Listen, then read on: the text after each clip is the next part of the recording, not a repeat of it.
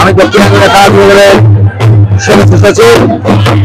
আজকে আমরা দক্ষিণাঙ্গনিয়া বেতারাঙ্গনিয়ার উপজেলা পৌরসভা এবং দক্ষিণাঙ্গনিয়া থানা যুবদলের নেতৃত্বে বিপুল সংখ্যক আমরা আজকে গাড়ি নিয়ে উপজেলা যুবদলের বিপ্লবী সাধারণ সম্পাদক নেতৃত্বে তারুণ্যের রাজনৈতিক অধিকার সফল করার লক্ষ্যে চট্টগ্রাম পৌরগ্রামের মানের উদ্দেশ্যে আমরা রওনা দেওয়ার জন্য আমরা উন্মুক্ত বিশ্ববিদ্যালয়ের পাশের যে মাঠটা আছে ওখানে সমবেত হয়েছি।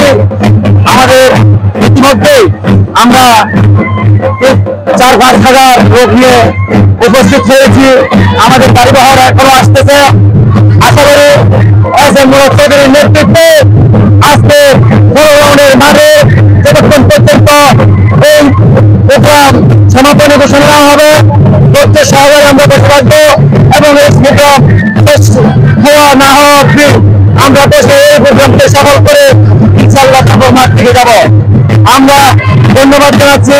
আমার সাথে আছে পৌরসভা যুবদলের সম্মানিত সভাপতি কামাল ভাই, আমাদের সাথে আছে আমাদের রাঙ্গুনিয়া